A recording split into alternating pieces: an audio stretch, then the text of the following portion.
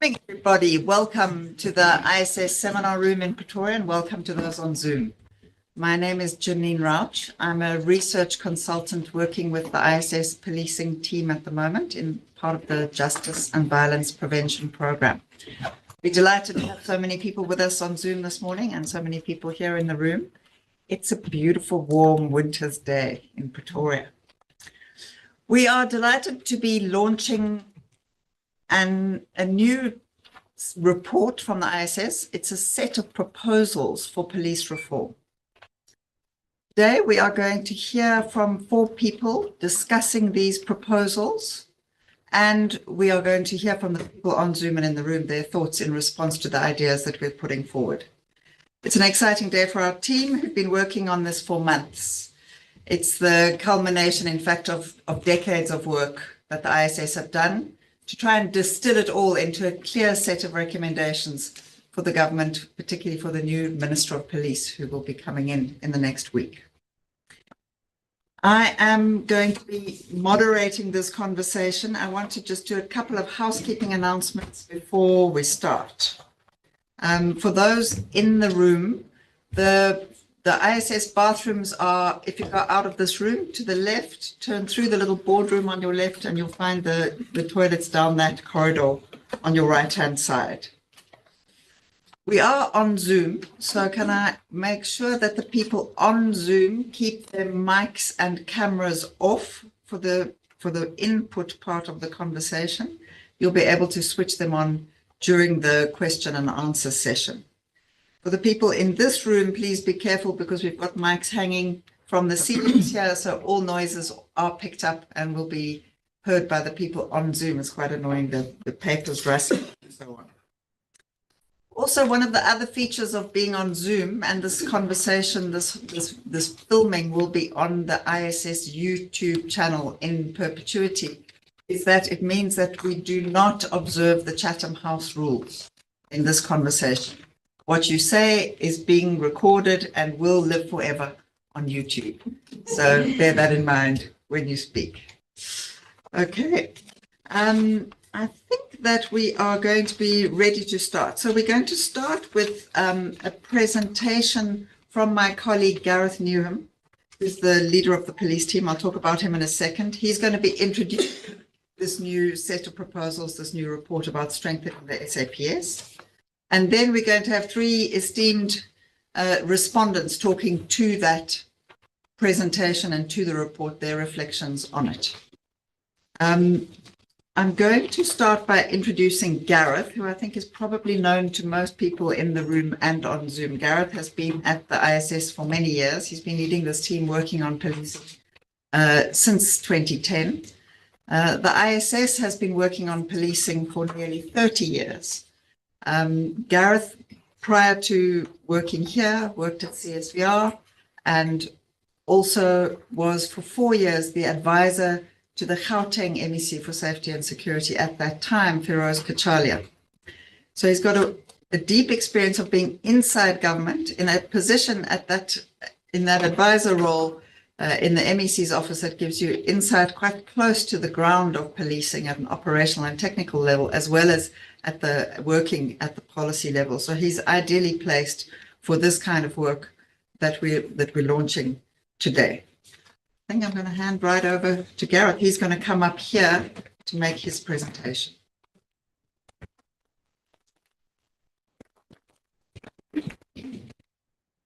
Thank you and good morning, everybody. I am to welcome everybody as well and make special mention of the South African Police Service National Commissioner, Commissioner Masmela. General Masmela is here today with his team of people, and to all our colleagues who work with us closely at the ISS.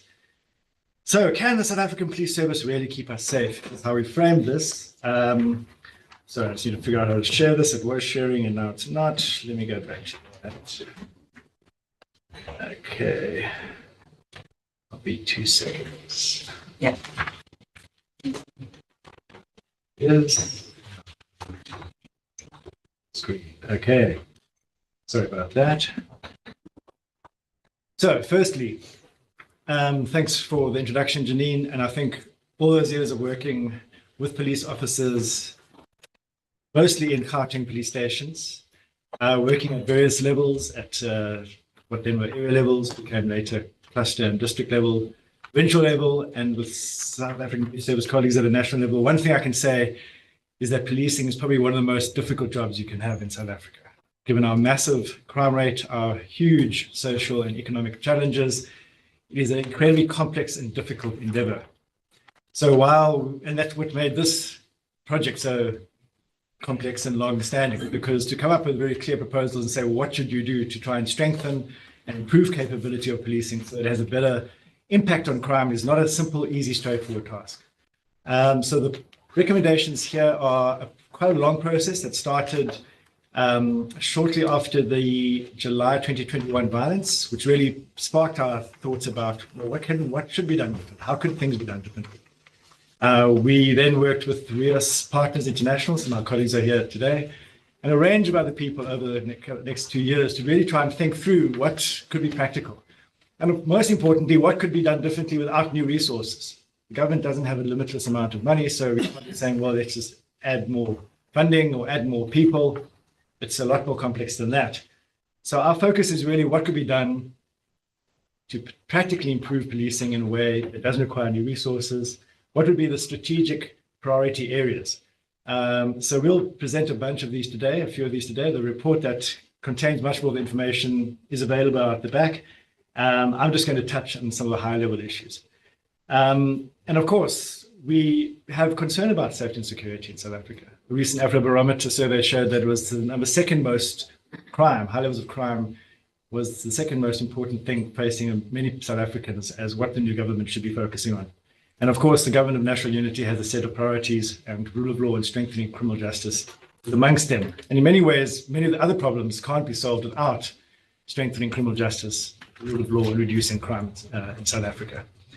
So we are in a situation where we've seen murder, our most serious crime, and the most accurate indicator of violence in South Africa, going up almost every year for the last 12 years, so that the number of murders is 77% higher than it was in 2012, when we recorded our lowest murder rate, about 15,500 murders, up to about 27,500 last year. We've also seen armed robberies increasing. We know that gender-based violence remains really high, and organized crime has become really entrenched and been strangling parts of our economy. We know that a recent study by the World Bank said that crime is costing the South African economy about 10% of our GDP. It's about 700 billion rand a year, and that's on what we spend, trying to protect state institutions, the hospital burdens, the actual cost for private security. So it is really a big challenge. And of course, it's not just the capability of what the police do, it's also issues to do with conduct. We've seen that 2.6 billion rand of the South African police budget has been paid out to victims of unlawful police conduct in the last 5 years, ending 2023. That is 58% higher than the previous 5 years. So that is money that could be spent for policing is going out to compensate those who've been the victims of unlawful police behavior. And unfortunately, that is one of the issues that has contributed to surveys that came out in 2021 showing that almost 3 out of 4 people in South Africa do not have much trust in the South African police service.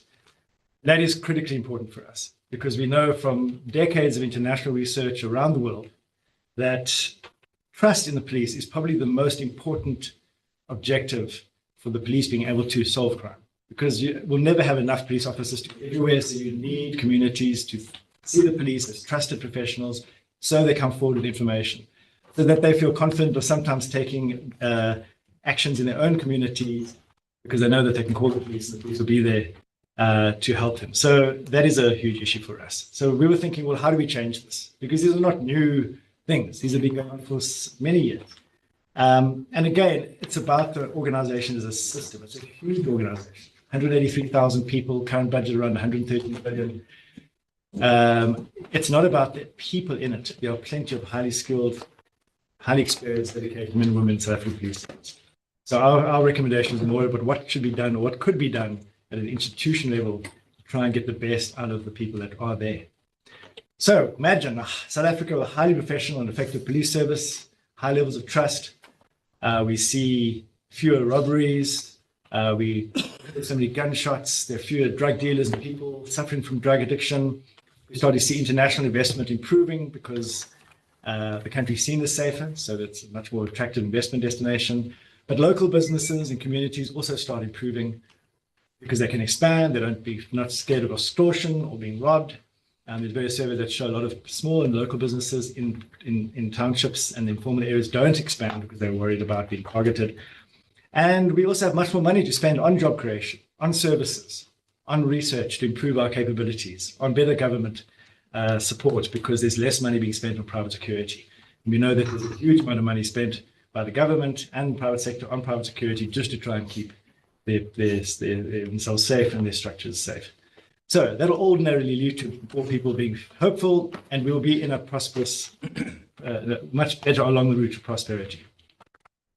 So, but we believe this is possible. It doesn't have to be something we just imagine.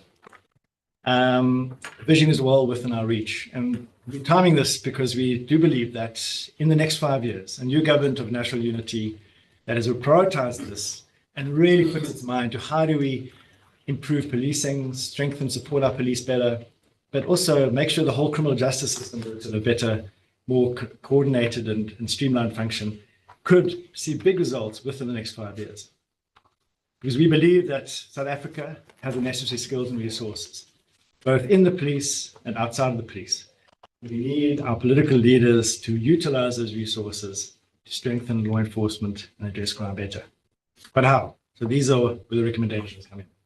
So it's a few key priorities I mentioned today, and each one of these, I'm talking at a very high level. It's not everything that could be done or should be done. And each one of these needs a lot more work to really think through them. So this is just really a framework for thinking about policing differently in South Africa. So one, we think that it's critically important to reduce the murder rate. It is used international by ratings agencies, by investment agencies, by the Sustainable Development Goals.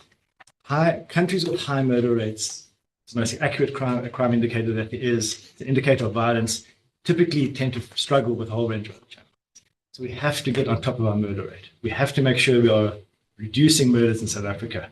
And what we've noticed over the last decade or so is that whereas interpersonal violence between young men, which has driven a lot of our murder in the past, has remained relatively stable, but what we've seen is increasingly firearms are driving up the murder rate. More people are being shot dead and injured by firearms. And this is also linked to organized crime. As organized criminals become more organized and they need to fight over territory, capture markets, violence is their number one tool. And they are using firearms to do this. So we have to get on top of firearm crime and violence, the key focus. It's highly measurable. Firearm is something you can hold in your hand. You can link it to crimes. You can track it, and you can take it off the streets. And we already had in South Africa experience of big firearm reduction. Between 2000 and 2010, the police did, under the new Firearms Act, remove hundreds of thousands of firearms off our streets. And in that period, we saw a measurable reduction. Virtually deaths or murders as a result of firearms dropped by half across all categories. So it's a very immediate and relatively short-term focus that can have the biggest impact. We know this does not replace all other priorities. Of course, there are various other priorities. But we have to make sure we get on top of this very measurable priority, because it'll be the quickest way for the police to show that they're having an impact, to make us feel more safe, to be more safe. And we're not just saying violence, but also crime. In other words, if somebody points a gun at you on the streets, take your wallet and cell phone and runs off, the local station might not think this is a priority crime because you weren't injured, you weren't shot, and there are other people that have been shot. However, that firearm could have killed somebody yesterday and is likely to kill somebody in the future. So every single instance of an unlawful use of firearm must be a priority. It must be investigated. And so we need to orientate ourselves towards that. And we're also saying don't start everywhere. It's a national organization, but let's test how you do this. And really with existing skills with people in the police and outside the police who've done this before, focus on the 10 geographic areas where firearm-related crimes are most concentrated, and test and identify the best tactics that can be utilized in other areas. And as I said, prioritize all firearm usage. So understand the trends, understand the problems, make the linkages, really get on top of that, and we'll see. And there's a lot of work already behind this, so we can see some improvements there quite quickly, hopefully. It will require dedicated firearm units, people who are specialized in this, who are focusing on this and not being distracted by a range of other things. So certainly that needs to happen. And of course, the central registries, the capability of managing firearm stocks, and that has to be strengthened. We have to make sure it's digital. We have to make sure there's no corruption in the environment. And that'll go a long way to really getting on top of where are firearms, who's using them, and what happens to them when they get lost. Because at the moment, the 8,000 to 9,000 firearms a year that get lost typically end up in the hands of criminals. These are licensed firearms. Okay, and then of course, now stepping back a bit, the capabilities. Crime investigation is crucial. It is what gets people into prison. It's what criminals are scared of. They're not scared of being arrested and letting go. They've been scared of being arrested and ending up in jail. And so the ability, unfortunately, the ability of the SAPS to detect murder cases and many other crime cases is defined. So in 2012, the SAPS could detect or solve 31% of its murder cases. Last year, this had dropped to 12%. This doesn't mean that they're solving less cases. It means that they're probably solving the same number of cases, but the murder cases are going up. But the consequence is that the proportion of people who are involved in murdering people that get away with it are increasing. That means that there's a sense of impunity. So if you see the murder rate going up, you have to be able to focus on increasing your detection rates. So that more and more, so that at least a certain number of people get in prison. Most countries in the world do not solve most of their murder cases, more than 50%. Solving 30% to 30 to 40%, it does send us a clear message that this is very serious. We've got to get on top of that. And that, of course, is about detective functions. And we all know there's been long standing challenges with numbers of detectives, but we really got to look at how do we recruit the best people? Because being a detective is not the same as necessarily being somebody who does with police. It does require a certain kind of characteristics, ability to think innovatively, strategically, to know what to look for. And so we need the right people as detectives. We need to give them the right training and resources so that they can solve cases and help the National Prosecuting Authority present these cases to court and get people who are committing the most harms in prison. And again, we talk about most harms, about 2.5 million crimes that get reported to police every year. But we're not wanting to police all 62 million people in the country. We need to find, this is also borne out by decades of international research, a relatively small proportion of people who commit most crimes. The Pareto principle would say 80% of all crimes are committed by 20% of the criminals. Once people get into a criminal lifestyle, certainly in organized crime or gangsterism, the same people doing it over and over again. Some work we've done in recently in KwaZulu-Natal and Pietermaritzburg show that there are numbers of repeat offenders and the dockets piling up in cases that are linking these people, but they just keep doing it and they won't stop. So we don't need to police everybody and be everywhere. We need to use the capabilities we have to focus on who these people are, their networks, and target those networks so that we get the right people in jail, and then you'll start seeing action. And there's been a lot of that that's happened in South Africa as well. The Gauteng aggravated robbery strategy between 2009 and 2011 used that approach to reduce hijackings across Gauteng 32%, house robberies by 20%, and business robberies by 19% in 2 years. Using less than 400 police officers, most of detectives, intelligence capability. That brings me into intelligence. Intelligence is the ability of the police to identify these people in their networks, how they operate and where they are, so that they can focus and target the policing. Without intelligence, policing is random. It can't really make the kind of impact it needs. So we need to ensure that the current structure of the South African Police Crime Intelligence Division is reviewed and that resources are effectively utilized, specifically to support those units and detectives who are doing the specialized work. Organized crime, clearly, corruption, particularly corruption in the police, they need dedicated ongoing capability. But pretty much all policing would need that to be able to focus on it. And intelligence is quite a broad term. In many countries, most intelligence nowadays is open source, and very small parts of it are actually covert. Because criminals use social platforms and social media as well. So, and we also need to then ensure that there's no concern about people in intelligence that have been regularly appointed, and we see often media reports about that. So that needs to be addressed. Then 3, the issue about police corruption and criminality, having an accountable professional organization that the community generally trusts. We want most South Africans to trust and support our police. When you see a police officer, you must not think, is this a good police officer or a bad police officer? You must assume that this police officer is going to treat you with dignity and be a trained professional. And the international standard is often would you tell your children if they get into trouble or need help to go and find the nearest police officer? And often the answer should be yes, but in many countries, say in South Africa, it's no, don't go find somebody else, go find a teacher or a nurse or something. So this needs to be addressed.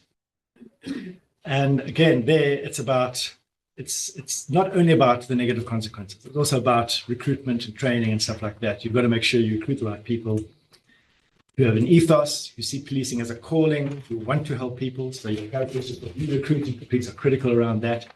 But of course, given the issues we have now, that the numbers of people, police officers acting unlawfully, causing that civil claim to the police, we need to ensure that we can hold them accountable. So you need to have a dedicated disciplinary system.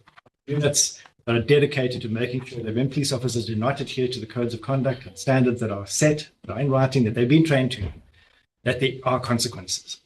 Most police officers do this, but unfortunately they're being undermined by too many that are not doing it. And those who don't do it often don't get held accountable. And so that needs to change.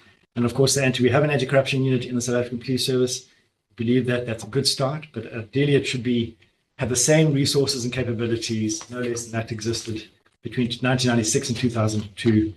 The unit had its own dedicated information systems, its own buildings. It was a very strong unit in South African Police Service at the time, before it was closed by Jackie Selebi in 2002.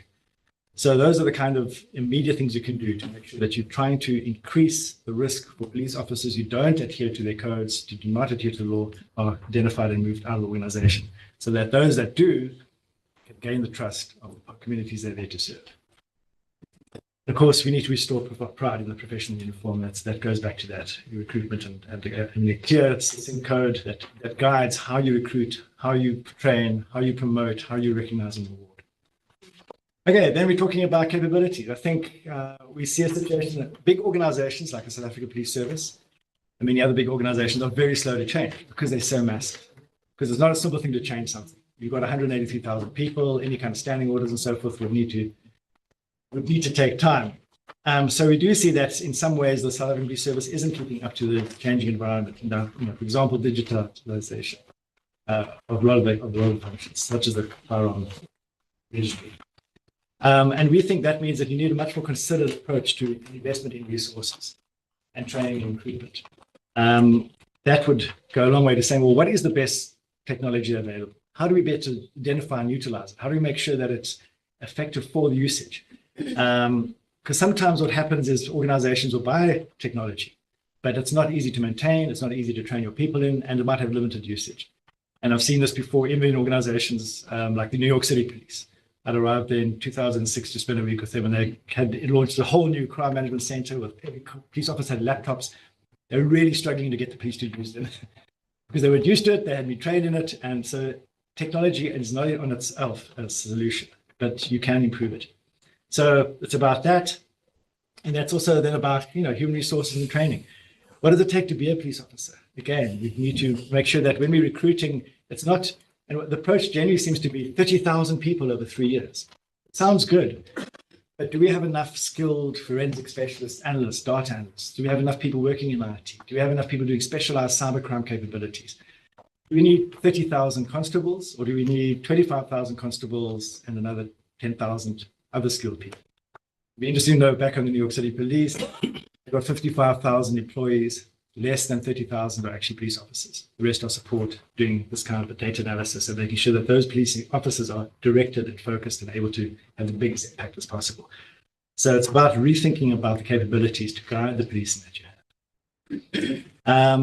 And again, we're talking there about being driven by this. So the South African Police Service has a crime registrar, has analysts, it has a research component.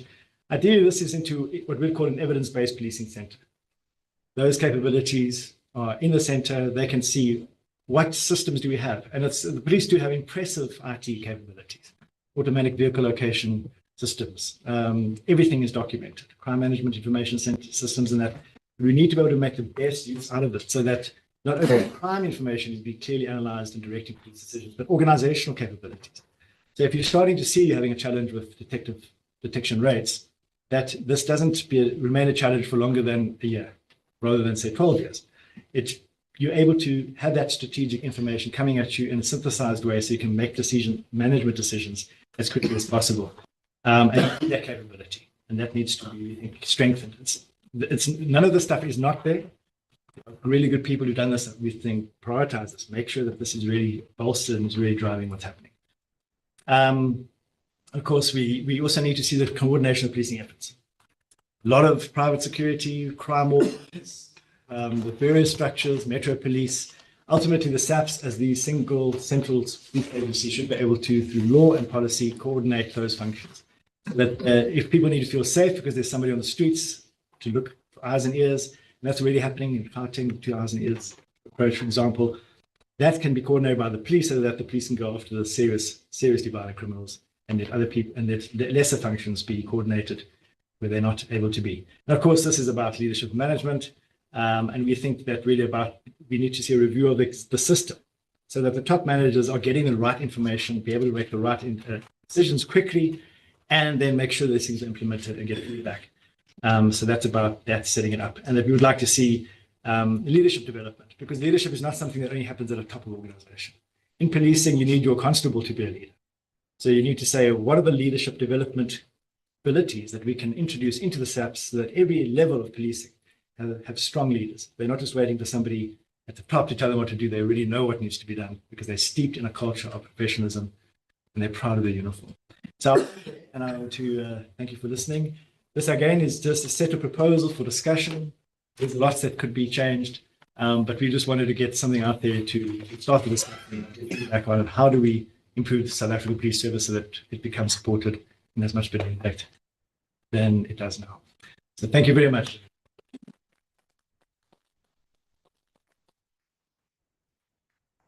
So much, Gareth. I am going to deviate slightly from our planned program and ask the National Commissioner if he would like to respond now to Gareth's input. We're very honored to have the National Commissioner General Masemola with us in the room today, and happy to welcome you to the platform. I don't think he needs much introduction. The police officer has held numerous senior ranks and been there for nearly over 30 years. Here we go.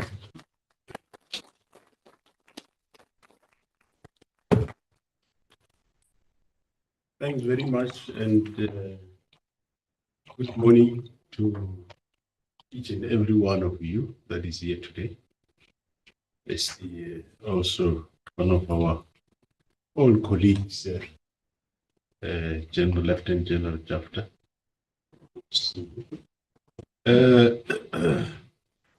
It's quite an ambush. But informing us yesterday and today we must be here. But nevertheless, let me say I'm a South African, and I believe all of you are South African. Well, there might be some of you not, but you are nevertheless welcome in this country, provided you came in legally. The presentation that has been done is welcomed. As South African Police Service, we are open organization that welcome new ideas, and any contribution by the society or institution or member of the society is welcome. It is quite a very large organization, a very complex one, and the fact that you made it through here this morning, your head wasn't chopped off last night, means there are police somewhere there that are doing the work. Yes, we might not be doing more as we would love to be, and but we have to accept the realities of this country. That a couple of years ago, if you go 10, 15 years ago, the number of people, the population of this country was not as it is now. And the number of police that were in this country was not as you have now. There were hardly illegal foreign nationals in this country. And of course, due to whatever happened then, we find our way to this country. We are policing a very dynamic and complex contemporary South Africa that as South African Police Service, we accept we are not at par with the dynamics of what is happening now, because new people, new challenges, new crime challenges that comes to our shore. So we welcome the presentation. We say, let's together as South Africans engage in a discussion. Let's chart a way forward as to what type of police we want in this country. And we are quite open, frank, and optimistic that let's move together in that regard. But let's also not be too quick to forget where we come from. We come from an era where we, at some point, I had, Gareth, you mentioned the late National Commissioner Jephta, may his soul rest in peace. For example, you say we must open now firearm units, and say, well, we closed them. It wasn't only the firearm units that were closed, quite a lot of units that were closed. Murder and robbery units, your POP units, a lot that were closed that time. But also, let's take note, that management there never woke up in the morning and say, we close everything.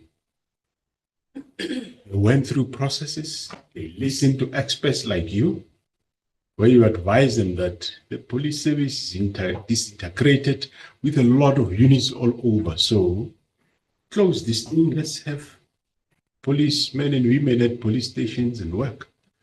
And they followed those advices. And the fruits of those advices is what we have went through. And unfortunately, one of the areas that impacted a lot on the system then is the non-recruitment of new police over time.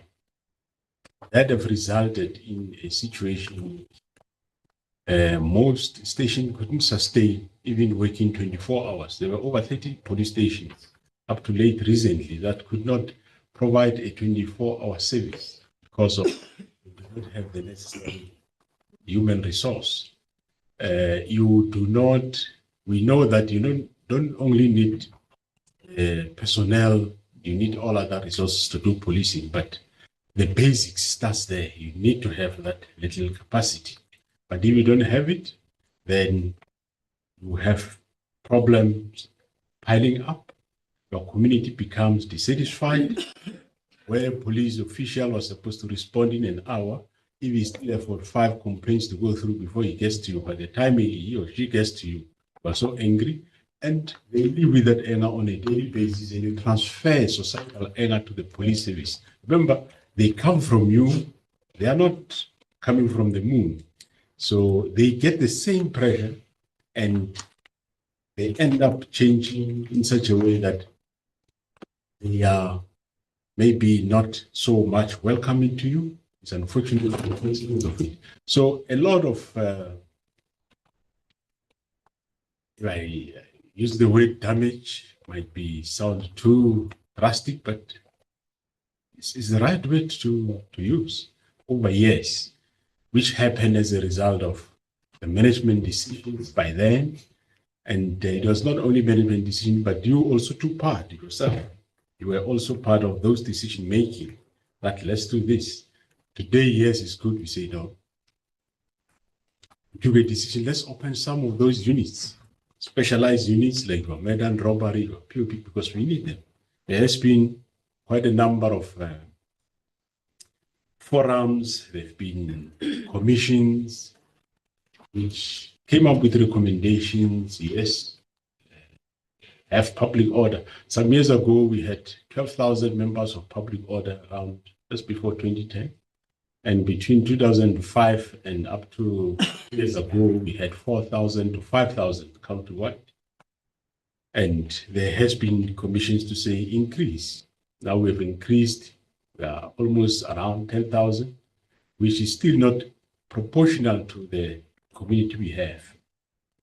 But after all, let's not regard the increase in public order as a negative growth. It is a positive growth. Remember, we are not a first world country where we'll have public order police members waiting only to go and do public order work. No, here as a third world country, we say your primary work is crowd management, but secondary work is crime prevention. In other words, there is no riots, if there is no crowd, you fight crime. And when your primary function comes, then you go and do it. So that's how we balance it off. So, but we need to have them. We need to have those numbers. Just after 2010, we had 25,000 detectives in the SAPS. Currently, we have 17,000. Opposite to what the growth of the community has happened. Same with, of course, your uniform policing. We are employed now. We are fortunate that the president gave us to employ 30,000 new recruits, which by now we already have 10,000. The other 10 we are still recruiting. But you don't recruit them today, they get on the field and they are experts. You would know that it takes quite a while, it takes time. That's why we are going back to re-employ some of the detectives on a contract, on a part-time, so that they can come and assist. That's why we are in the process of establishing, together with the Department of Higher Education, a detective university at Hammanskraal with a view to come and train more detectives so that we continuously train. So I think together as a country, South Africa, we need to determine what is it that we want so that we don't chop and change every time there is a new administration. We need to know the functions of the police as stated in the constitution will stay the same, and it needs to run right. New administration should come. As it comes, it should be about doing the work and performance, not about reconstructing the vehicle. Because if you reconstruct the vehicle every time, it will end up having no name, not knowing what type of a car is it that you have reconstructed. So those are just few issues that I would want to bring to attention, but also to say, it's not to say everything is lost in South Africa. The 1,164 police stations in the country are still giving you service on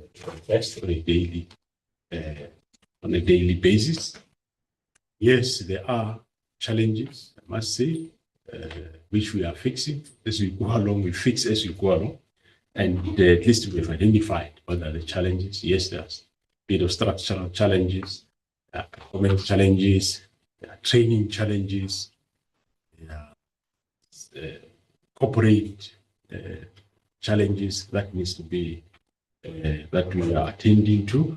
We acknowledge, yes, there was a problem with the division of crime intelligence, which we are fixing currently, and I'm sure we have seen of late your cash in transit have drastically come down, even though in certain provinces of late is picking up.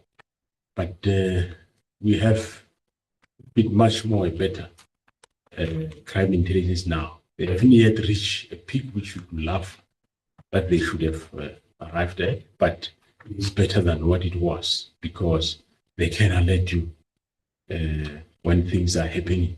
Hence, we knew what's going to happen in KwaZulu-Natal, and we did the deployment that we did. Unfortunately, we can't tell you what we knew was going to happen because some are operational matters. Organized crime is a challenge, we agree. Performance on the ground, yes, it's not up to where we want it to be. We would want that we have a seamless service at a police station level where you, on a daily basis, go for your service. But it is the very same men and women in blue with those limited resources that went out to make sure that since we started Operation Chanela, they made sure that we have arrested quite a number of people, over 600,000. But yes, we regret that we arrest so many, they assume it's South African, over 600 in 10 months. It's a lot to bring such people behind bars. But we need to concentrate on the whole criminal justice system because our objective will be to arrest those that commit crime. But are these objectives right through across the cluster? Because if you have few staff at the National Prosecuting Authority and the judiciary, where you find that cases are being not enrolled, then you will have a problem in the whole system to be perfect. So you need to look at the whole system rather than focus in one area. But must finish, wrap up now. In short, we welcome any engagement and discussion, as long as it's for the improvement of the lives of South Africans. We welcome it. Let's work together. Thank you.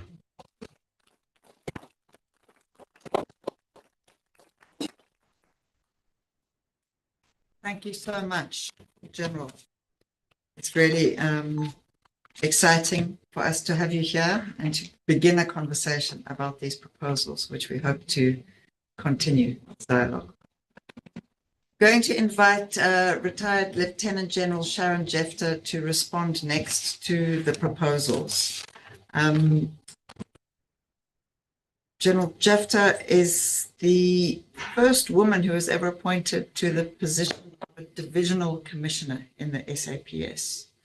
She was the head of the Division of Visible Policing, which is where the bulk of the personnel of the SAPS are located. That was a massive step forward for women in policing in South Africa, and a reflection on her expertise and her integrity and the regard with which she was held in the SAPS. We're very pleased to be working with General Jephta on a number of initiatives now since her retirement. She continues to be active in this field, and we're very delighted to be able to ask her to come up and respond to the ISF proposal.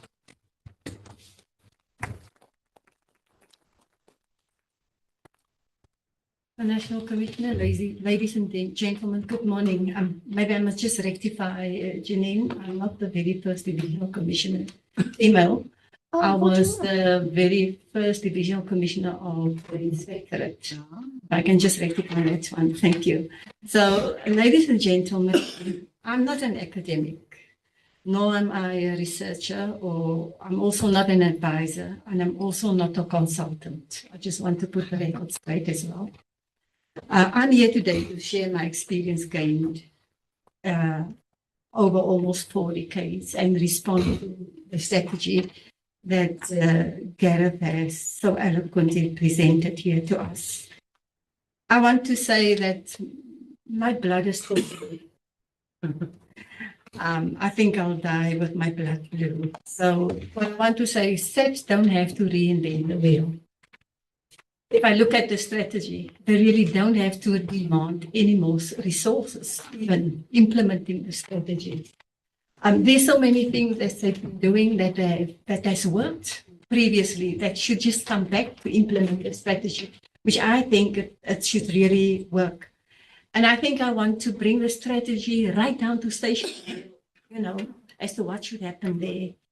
The station is the face of the police, and that is where the citizens daily encounter the police. They see them and they feel them. And the public just want the SAPS to respond fast when they call. They want them to focus on public safety. They want them to investigate and solve their cases. There's not even a lot of wants from the public. And they want them to prevent crime and to have early intervention. So SAPS leadership should not do anything to incapacitate the stations. Another restructuring at station level will just lead to confusion, service breakdown, and demotivation. So if we go for new strategies, don't think, to decapacitate the station again. Rather look at ways of how you can capacitate the stations more. Appoint competent station commanders. We see that there are station commanders at the level of captain and lieutenant colonel. They're 20-year station commanders, but they can't become a station commander at a higher level. So something is wrong there. So we've got to look at all those that's got experience already, experienced station commanders, and appoint the experienced people. I know there was a drive to get back to basics, but I think SAPS should really look at the drive again to get back to basics. Why don't SAPS use retired members as voluntary mentors for station commanders? We have station commanders out there that's serving as station commanders 30 years, 25 years station commanders. They've got all the expertise. So there should be a drive, that we use those retired members to mentor such people at station level, capacitate them. Station commanders, WISPOL heads, and branch commanders. I said, get back to basics, speak about integrity. SAPS need to have ambassadors for integrity. One of their focus areas is to address integrity. I've seen it in the plan, in the current plan. But who are your ambassadors? Who are they? Why are your leaders not open to attend and to allow integrity sessions? I know that I have sent letters to various provincial commissions to say, let me come and speak to your people about integrity. Because in my book, I speak about it. And the door has not been opened for me to come and speak to them about integrity. I got through my almost 4 decades career with integrity in place. I haven't gone to prison. When I left the police, I'm still here. I'm still out here. I'm a law-abiding citizen. So use us as retired members as your ambassadors. Discipline. Discipline needs to come back. I think we have spoken a few years ago about establishing the discipline units. Operational members at stations, they are still bogged down with disciplinary investigations and hearings and that. We've really got to see that we establish those components, that we free operational people to do their task of crime prevention and crime combating and crime investigation, because those are the things that keep them away from it. Command and control has collapsed at some places, not everywhere. We heard media reports over the weekend of what times gangs were shooting in Westbury. I hope that SAPS has taken a look of it. It's at your time when your shift changes takes place. And you've done it before. SAPS has done it where they do shift changes in the field. They don't even come to police stations. They do it in the field. They do the inspection and go and change in the field. Why can't they go back to that? Because for the 2 hours that they are withdrawn, and that's the time when it's peak time for crime, when it's shooting time, when it's robbery time. So we can go back to those things. We don't need money to do those kind of things. Compliance leads to excellence. I know that SAPS has approved the compliance board. Has it been implemented? Has it been assessed? Is it effective? Is it efficient? Is it operating? I know the compliance board was the national instruction was approved by the Board of Commissioners in 2018 as a response to the question from the Portfolio Committee of what are you doing with a consistent non-compliance. And I have not read or seen any teeth of that compliance board that's supposed to be an internal board to look at those things. Training and development of station commanders. When last was the content of the training course of station commanders reviewed? Were there ever an impact assessment done of those training of station commanders? Who are the people that's really training station commanders? Why are we not using the ex-station commanders as trainers to train station commanders? We are using trainers that's never been a station commander, that doesn't even know, that's never managed a station, but they've got to train station commanders how to manage a station commander. Where is the mentorship program for station commanders? I've asked that already. Station commanders, some of their training that must include contract management. We have seen all the corruption with contracts in the SAPS. There are currently people facing criminal cases. But ultimately, those contracts are implemented at station level, but station commanders are not trained on contract management. They are not trained in the system management of firearm management specifically. DPOs are trained, but station commanders are not trained in firearm management. We have seen the tool of trade for murder is firearms. But station commanders don't have the notion of firearm management. In fact, they've got a culture of safekeeping. They just want to keep a firearm safe. They think their job is just to keep it safe. Their job is to clear firearms and ultimately destruct firearms. And our station commanders don't know how to get to that. Just to look at, again, at violent crime, I am of the opinion that if firearms are managed properly at station level, that will already make an impact on the violent crime, on murders specifically, because if it is there in custody and is there on cases, it should be managed properly. It cannot just be in the store all the time. It needs to be managed, it needs to be linked, it needs to be IBIS tests, it needs to be all the tests, all the forensic tests needs to be done before, and it should be linked. So they must change their culture from safekeeping to destruction. If SAPS, and we've heard the stats that Gareth has given about firearms of SAPS specifically that get lost, legal firearms that get lost, if they can just make sure that they prescribe by their own prescriptions about safekeeping of SAPS firearms specifically, then we can prevent so many murders as well.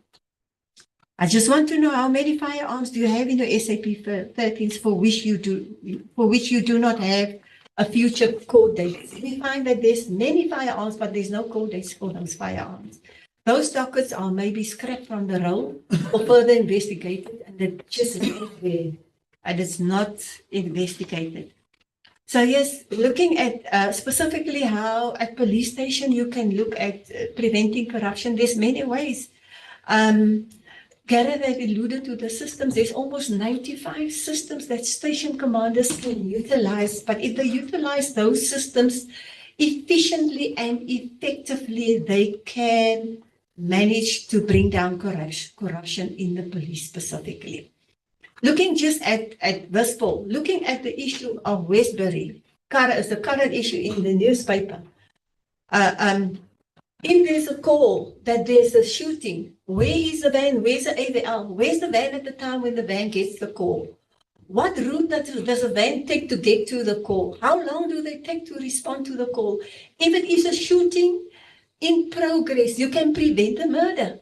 What is the response time for all your attempted murders in progress? What is your response time for all the robberies in progress? You have systems to monitor those kind of things. In my days, we have actually used the AVL system to see how corrupt members were, because where they were a kilometer away from a shooting incident, it took them 10 kilometers to get there. And by the time when they got there, there was already blood on the ground. So that's the type of, and you've got all the systems. What is your utilization of those systems? I'm sure I've been shown the finger here, but I think, I just want to say in terms of technology, you've got it all. You've got to use it more effectively and efficiently. You've got beautiful systems. You've got your NPA system, your photo booths at your station. How is it utilized? I mean, immediate leakage of of anyone that goes in the cell you can do. You can see where the person is wanted and you can link the person immediately. But unfortunately, because of the workload of detectives, those things are not done. The detective thinks just about his docket that must go to court, not about all the others. And already organized crime can be picked up at the station level if they do what they're supposed to do with the systems. Just looking at how are you using your force multipliers, your security, reservists. I know reservists is a contentious point, but SAPS have to look at other ways as to how to get the reservists back in as a force multiplier, and how to use the Metro Police, law enforcement and traffic police more integratively. I think my time is over, but there's so much I can say. I've just mentioned a few things that can be done at station to execute the strategy that has been presented here, and I didn't even speak about budget. I thank you.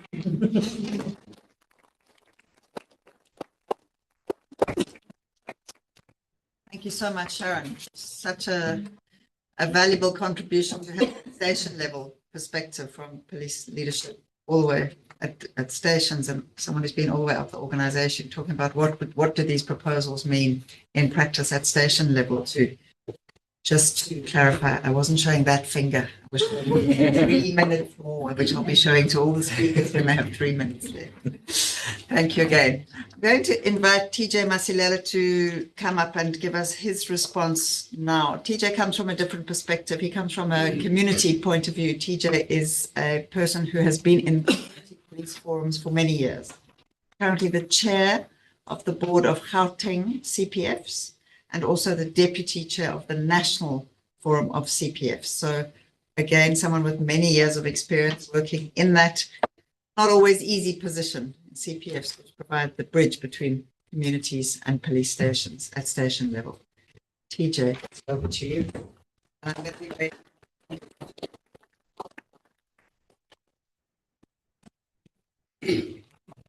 No, thank you very much for this opportunity. Let me thank the Institute for Security Studies for at once to talk to and allow that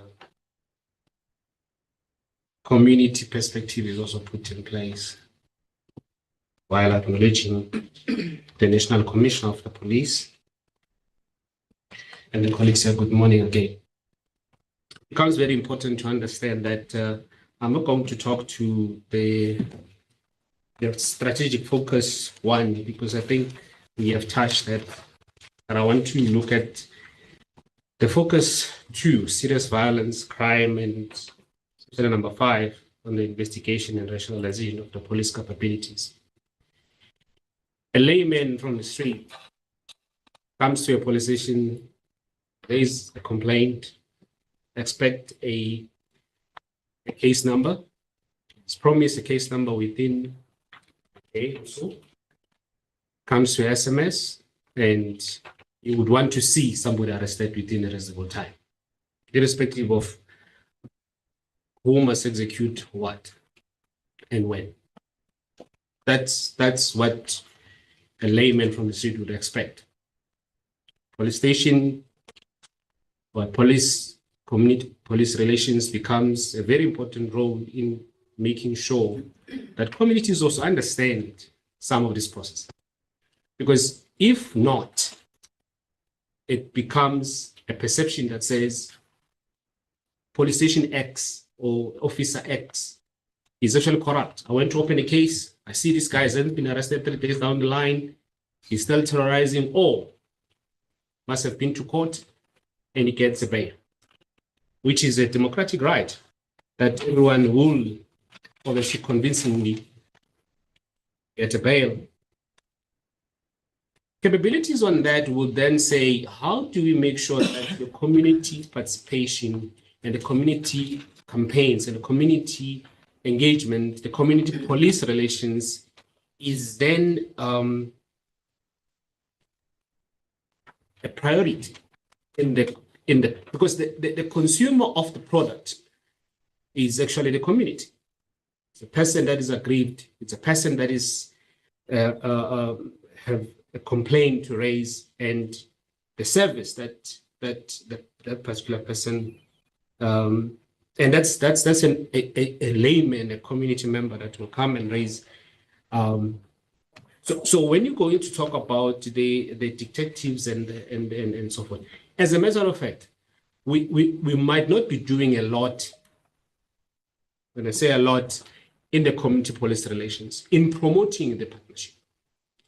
Because if we are doing a lot in promoting and marketing the relationship, those campaigns that are talking to our people on the ground, the students, the school kids, they would then understand that there is a constitution in the Republic that allows the following. So that when you are alleged to have committed a particular crime, there's a process that must follow that. In a layman's term, the easiest way that you would go to court, and you might be granted bail based on the arguments. But many times, and if it happens more often, that TJ is a complaint is raised against TJ, but TJ always get this kind of bails.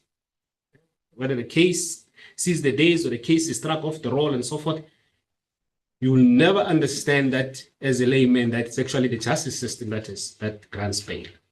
And to some extent, bails are also granted at the police station. Up until we agree and decide to promote these relations, we're going to have a problem because you're not going to talk about numbers. You're not going to talk about the budget. You're not going to talk to us about the researches that you must do. You're not going to talk about the justice system, the prosecutor that has done a shabby job, or because he's got too many cases and it doesn't think this particular case is of importance. You will always have complaints and the perception that says you are not dealing with the complaints of the communities and making communities feel safe. Which simply means that the capacity of the social crime, the crime prevention, need to have a different approach. Thanks that now you have the technology that the strategic focus is talking about at focus 4, which talks to easiest ways and means of the technology that is out there. I hear the previous speaker was talking about that the technology has been there, the technology is there, but are we then utilizing that? Are we having this being discussed? Are we having this as part of our workshop, or is Imbizo? Many times when you see Imbizo at the community Imbizo, it's when the minister comes and there's a problem that has happened in West Bay or in Eldorado Park or in Jabulani. It shouldn't be like that. Station commanders used to have these Imbizos, a SETA Imbizo, a SETA manager gathering, where some of the members of the community will actually suggest new ways of how you can police that particular area. For instance, if you each and every police station, I like to believe that it has some IT guru in the new dispensation that talks to the modernization and the e-policing, so that you can then encourage communities to use this SAPS app. Many young people, if you were to check their phones today, or many students, or many preschool, if you say to them, download the SAPS app, it's for free, you'll be shocked that actually it's very few that, including CPF members, that understand that some of the functions that you go and report at the police station, you can be using the app instead of sitting in a queue. So the technology promotion and the marketing thereof, the partnership and the relations hasn't reached, and we're hoping that with the SAPS Act that has to go through the 7 administration, we hope that the e-policing that we're all talking about, that we are saying that the strategy on specifically, the strategy we created in 2018 that talks about community policy relations and community policing strategy, it came to an end this year. It's coming to an end this year, which means we must look back and say what has worked, what hasn't worked. We created the committee in blue patrollers. We have a very good number.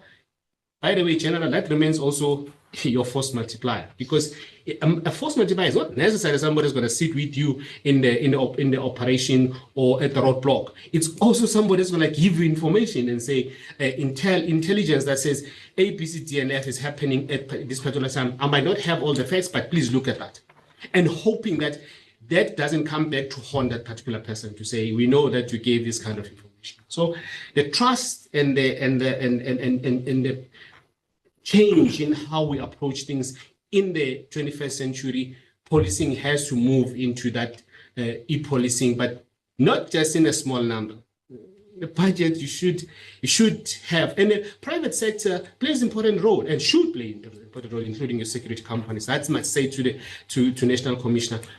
These are the resources that we have in place. That's the resources that you can utilize. You have 6,000 cameras in Gauteng that were put through by security companies or the partnership.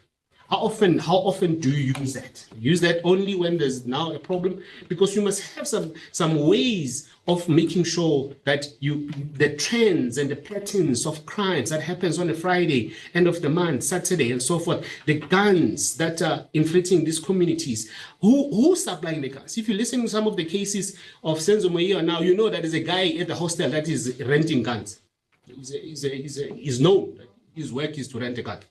And some of the guns that he's renting out are actually, unfortunately, coming from the same law enforcers that will rent a gun to the criminals, and then it's done, and then it comes back. And it's very difficult that you're going to come to that. And politicians were busy now telling us about, before the elections, about how we want to fight crime and so forth. We want to see that in the new administration. We must be able to say, for as long as you are afraid to speak to the illegal immigration's laws, if as long as you don't have an appetite to address those people that are undocumented, for as long as we as communities at our houses, we hire people that don't have documents, that we don't know who are they, you're still going to have a problem. We as a society are also culprits, because we hire people that we don't know, and they stay at our houses and they create all this environment. So it has to, the partnership and the relations has to talk to that. Obviously, political will, ministers' direction plays an important role, but there are basic things that doesn't need budget, that doesn't need strategic thinking, just need the simple, basic human capabilities. Thank you very much.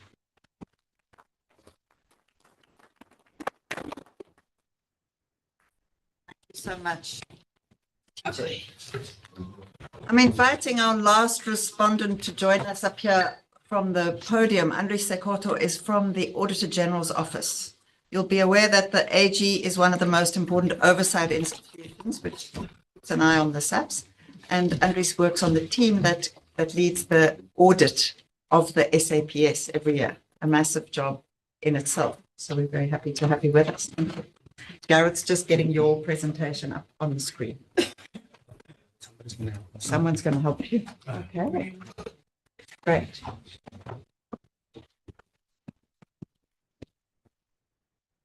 Thank you, Program Director. Good afternoon, everybody. Good afternoon, National Commissioner, General, colleagues, all protocol observed. From our side, it was also important that maybe we reflect and participate in this particular platform, because I think all of us would appreciate, given the function and the role of an audit being quite a retrospective process, you always come in at the tail end and you come and discuss key issues, but by that time it's too late. The horse is bolted by the mere nature of the work that we do in the audit process. So we're always keen and looking for opportunities where we can collaborate with people and implement and have conversations when it comes to proactive measures, proactive implementation of strategies to deal with some of the concerns that we have.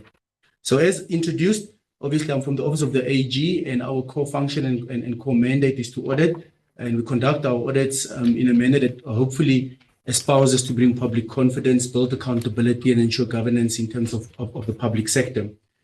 Our colleagues, somebody mentioned quite early on that the police environment is not an easy one. And from our point of view, I'll be on slide number 4, please. Not an easy one.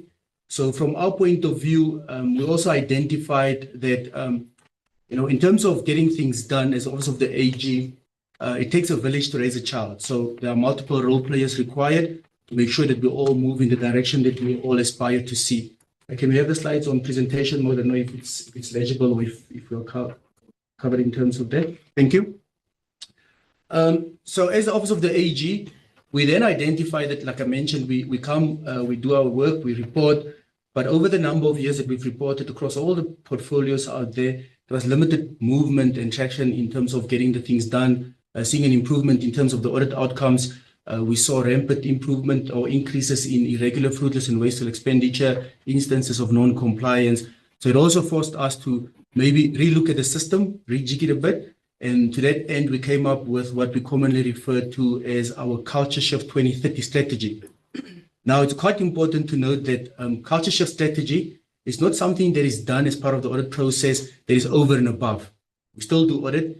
It's exactly the same like the Commissioner mentioned quite early on in terms of Operation Shanela. It is just a strategy whilst you still execute your constitutional mandate. So it's just a way of getting things done in a different manner that hopefully will result in some form of impact or some results on the ground. This strategy of ours relies heavily on the collaboration and working together with a number of stakeholders in what we commonly refer to as accountability ecosystem. So it acknowledges that to get things done for the betterment of our citizens, it requires that all of the role players involved in a particular accountability ecosystem play their part. So we've heard General Jephta refer this morning to the role required by investigators, the station commanders, all the way up to senior leadership. We've heard some of our speakers also reflect on the role of the executive as well as oversight. So this particular system then reflects and acknowledges the fact that the number of role players are required to play their role in executing and getting things done. I'll move over in the interest of time to slide number 5. So on slide number 5, as Office of the AG, it also requires us to do things a little bit differently. So I know we're all here to talk about the police specifically, but I heard a need and a cry from some of our speakers as well to also reflect on the inner workings of the entire criminal justice system. So the public at large, when you lodge a case and a case is then returned based on deficient evidence in a court process, they don't understand that all they see is they're not getting service, they're not getting value for money, and therefore it's also important that as Office of the AG, if we wanted to make sure that we're also touching on the right areas, that we look at it at a holistic level and not just at the police level. So we've come up with what we commonly refer to as our safety and security theme. So as you can see on the slide, we've got a number of the institutions or key institutions that we have identified and tried to, from our point of view at least, plot them against the critical steps and roles and responsibilities they play in the value chain of the criminal justice system. So you'll see it includes SAPS, the Department of Home Affairs. We've spoken now about the foreign nationals. Obviously, as Office of the AG, we're not going to express a view on that because there are processes in that regard, but it acknowledges that at least at the point of the criminal justice system, there must be a clear distinction between foreign nationals, local nationals. When the crime happens, what must happen in terms of the investigation, who must manage the case docket, who must do the prosecution, what must happen, which systems must be in place to ensure an effective criminal justice system. Obviously, it deals all the way up to when a person is incarcerated and you then have to go and rehabilitate yourself as part of the Department of Corrections. Ladies and gentlemen, I'm going to quickly skip then to slide number 9 and 10. I'm going to skip 6 for last. I think there is our landing slide. Insofar as it relates to the Department of Police specifically, General mentioned it as well. This is one institution where, unfortunately, different to other portfolios out there in government, you have quite an intangible output that you have to demonstrate at the end of the day for the value that was given to you in terms of the commitment given by government. What do I mean by that? So on an annual basis, the portfolio committee government will provide this particular portfolio with approximately 100 billion budget. And unlike the Department of Human Settlements or the Department of Roads and Transport, where at the end of the period, you can have a conversation around, you've spent the money, did you deliver on the 100 houses that you had committed on the ground? You can tangibly see the house, you can see the quality of the house, and you can have conversations around that. The value of the Department of Police, unfortunately, manifests itself in whether the citizens on the ground are feeling safe at the end of the day. And the only avenue this particular portfolio has that it's able to express that its return on investment for the value and the commitment given by government, it's in its performance information reporting and whether it's able to achieve on its targets linked to its key mandate. and whether those targets ultimately translate into citizens feeling safe on the ground. So from our point of view as the Office of the AG, if we move over to the next slide, please, how we then reflect on this return on investment value is the fact that, like I mentioned, the department would have received 100 billion from the national fiscus, and in return, they had committed to achieve certain targets that were included in the annual performance plans, and you can see the level of performance in this particular portfolio. So 100% of your budget is spent, but you are sitting at a 2/3 achievement rate in terms of your key targets and indicators.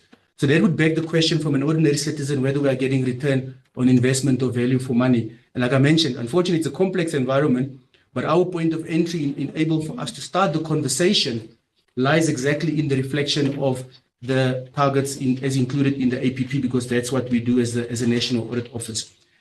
And some of those key targets and indicators that were unfortunately not achieved, that we're still struggling with, you can see some of the speakers have referred to them earlier on as well. A lot of focus and intervention required on some of those priority crimes type targets, the intentions and the objectives that we set ourselves up to reduce certain contact crime targets, indicators not achieved, as well as dealing with some of these syndicates and criminal activity, organized crime, the targets not where ideally they should be and commensurate to what we had planned for ourselves as a portfolio. I'll move over to the next slide. So having said that, it then therefore also becomes important to understand what are the types of levers that are available. And again, I'm happy that I'm speaking at the point in time that I'm speaking now, because a lot of the speakers have also made reference to some of these points. Relies on the effective utilization of some of the tools and systems that are already available in the system. So as the Office of the AG, we also then identified as part of our real root cause analysis within the scope of our mandate, of course, what could be some of those potential levers that the portfolio could better use or pull on to improve the situation and the lives of the citizens on the ground. Now, I'm particularly proud of this particular initiative because, ladies and gentlemen, if you look at the audit process and you understand the audit process, because the SAPS budget is so big, it's 100 billion. From a materiality point of view, because we do have to apply materiality thresholds as part of the audit process, the allocation to the 10,111 cost is quite insignificant compared to the greater budget. Okay? So therefore, as an audit process, you would have ordinarily not been seized with looking at it from a risk point of view because it's of an insignificant or immaterial budget. And also it wasn't included in the APP. But when we started and commenced the conversations with the accounting officer, the National Commissioner, as well as the Minister, I think there was a great sense of appreciation with regard to the strategic importance of the 10,111 call center, even though we may have potentially missed it as the National Audit Office because of it being so immaterial. So they were quite welcoming in us going and exploring and doing additional work in this particular space. And we then did a specific focused intervention with the assistance of management, where we visited a number of 10,111 centers to understand exactly what are some of the challenges that they are facing on the ground. So we generated a number of insights. We shared these insights with the National Commissioner and the Minister, and I must admit that it was quite sobering and appreciative to see how welcoming the accounting officer and the Minister were to the messages and the insights. And I mean, it's general basic things that we picked up on the ground. For example, you go to a call center and there's no toilet paper. And people there therefore have to go to the mall next door to go and use the ablution facilities. That means that station is unmanned for a period of 10 to 20 minutes. Those are some of the implications on the impact on services on the ground. So the gentleman from CPF, TJ, spoke about the ability of the community to use certain levers and make contact in order for you to be able to respond as a police portfolio. So if the 10,111 call center and such other tools and the app are not promoted, used, and effectively manned and top of mind for management, it means that as a citizen, your point of entry into be able to request assistance is hampered and you have an adverse or negative experience. So it also gives me great pleasure to then maybe report that for the current financial year going forward, the National Commissioner with the team in the SAPS have actually included this as a key performance target indicator in an APP. We all know you can't manage what you don't track, and therefore it's quite good news that it will be included and it will be on top of mind of management and dealing with some of these efficiencies. There's actually a 10,111 action plan that's being developed. I think it has been developed. It's now in the process of being implemented by management. So I'm quite proud in terms of the responsiveness of management in this regard. Again, if I recap, something that could have ordinarily been missed as part of the audit process because of its insignificance in terms of budget allocation and also not being on the APP, but in us identifying that it's actually quite a strategic lever for entry point into the department to be able to respond. We were quite chuffed with management response in this regard. Now I go to the not so good news. Thank you, Commissioner. I've saying your praises now for a while. Now I'll box you just for the next 2 minutes or so. So again, we've had tough conversations with the Commissioner and the portfolio around the reporting on the FSL. At the risk of sounding like I'm repeating myself, like I mentioned, we want to identify the strategic levers that management and the portfolio can pull now immediately without expanding on resources, asking for more money in an already strained fiscal space, but just how do we enhance and leverage of the current levers that are available to us. We've got the FSL process, which is the labs, the forensic labs. We identified the number of concerns and gaps in the labs. I think for us, again, it's something that could have ordinarily been missed if you just followed a normal ordinary audit process. Because in the way in which it was structured and captured in the APP, remember, we report on what management has captured and reported. But we've taken the conversation one step back to say, but is this that you are capturing linked to your mandate? Will it help you and assist you to drive and achieve the impact and delivery of your mandate? So in this regard, we identified, for example, that in the forensic laboratory space, the way management were tracking the number of days spent by the respective, let's call it, what do you call this? Sorry? Panelists. The analyst, yeah, on the items that required assessment. So they would start measuring from the time you pick up the particular document or the item that requires forensic analysis. You'd spend your 3 days required, and then you would report that you've met your target. And management would therefore consolidate and report that we are doing well in this particular space. But that particular item would have potentially been there for a year, couple of months, couple of weeks, and that was not being checked to make sure that you give credence or a full reflection of the entire process. Because remember, if a member of the community has lodged a case at a particular point in time, they don't care how long a person is taking to process it at a particular point in time. They look at the entire process this item has taken in terms of the case being assessed and analyzed. So also, I think from our point of view, we must acknowledge that the Commissioner and the people, the respective DNCs were also quite welcome to these messages. And we are looking at ways of how we can improve the technical indicator descriptions to make sure that these are captured better. Because if you have the true data, you're then able to take a step back and go and implement improvements in the system to make sure that these are processed quicker and faster in the system. I'm going to also maybe go over to the other support mechanism. Somebody mentioned it here with regard to the posture of the portfolio as well.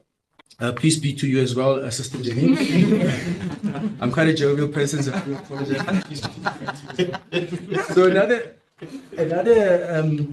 a key lever that we felt the Department of Police or the entire portfolio could consider was how it enhances its utilization of other support institutions such as the IPID as well as the CSP.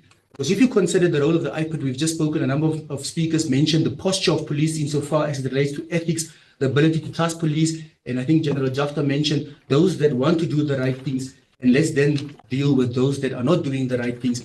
And therefore, IPID is also a strategic partner that was exactly established to deal with that. So therefore, let's look at how effectively use that particular institution. In order for us to enhance and talk about enhancing its role, it means that we have to look at its capacity. Now, this is one instance where I'll explicitly say our assessment was that it's really undercapacitated. And you can see from the data displayed on the screen that you've got one officer dealing with approximately 110 cases on an annual basis. And that results in a significant backlog in the system. Yes, we can always argue about whether those investigators are as efficient as they could possibly be within what is allocated to them, but the numbers certainly don't look good just at an analytics level in terms of the capacity. So it does demonstrate that maybe there might be a question that might need to be answered insofar as it relates to the capacity of IPID in order for them to then deal with consequence management and then hopefully then change the posture of the police department as well. I'll maybe then kill off with slide number 6, back to slide number 6 again. So on slide number 6, what we recommend is quite simple. We looked at the APP again, like I mentioned, the annual performance plan of the department. And a couple of years ago, we brought it to the attention of the National Commission that a lot of the targets and indicators included in there were quite reactive. They were not dealing with focused, proactive interventions. And that's quite important if you want to talk about crime prevention. Prevention means that I've got measures in place to prevent, and therefore you need to be proactive in dealing with it. It's just a small way in which how you pitch certain things. You say, my objective is crime prevention, but your targets and this that you're doing on the ground is actually focusing on once the crime has already happened and being reactive in this particular space. So crime prevention strategy, quite important. And then also the investigation process, talking about it, how do we enhance, speed up the investigation processes, making sure that we manage the levers within the investigation process, such as your case dockets, as well as the labs. We've spoken about that. To the exhibits, that's the word I was looking for a little bit earlier on. And then also effectively supporting the environment. We've spoken about resourcing of the IPIT as well as the Civil Secretariat. I must actually also commend and reflect on the CSP.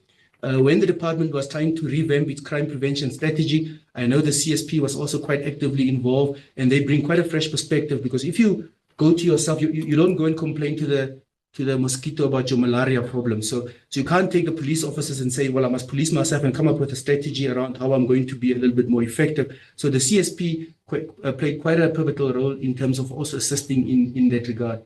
And then we've spoken about effective utilization and use of the tools, the systems that we have, integration of the systems that we have in order for us to be able to make the linkages of exhibits, cases, and follow it through up until we make sure that there was indeed justice on the ground. Ladies and gentlemen, I'll leave it at that. I think I'm about 30 seconds over. Apologies for that, Program Director. Thank you.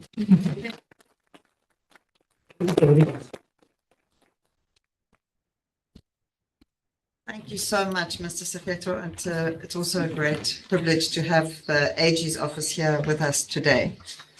Unfortunately, we are out of time. And because we've got people who've been sitting on Zoom for an hour and a half, we are going to stick very strictly to the time limits. I'm reminding the people on Zoom that a poll has just been launched in Zoom to get your feedback on this event. We would really appreciate to get some of that feedback on the Zoom poll. Also, I want to clarify that if you do post a question in the Zoom chat, we will refer that question to whichever speaker it's directed to, or from the ISS side, we will reply on email to people who post written questions. For the people who are in the room, I would like to invite you to continue the conversation and pose questions to the speakers over lunch. I hope that's acceptable to everyone. I am very grateful to all the speakers for being here today, engaging with the ISS document, the beginning, I hope, of a longer set of conversations about what needs to happen to strengthen policing at this time.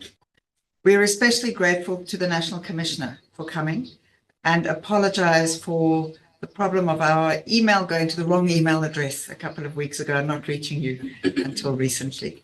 We're particularly grateful that you made the time today, and we look forward to engaging with you and colleagues over these issues that we've raised over the next while.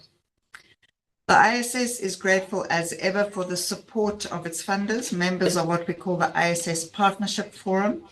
That's the Hans Seidel Foundation, the European Union, the Open Society Foundations, and governments of Denmark, Ireland, Netherlands, Norway, and Sweden.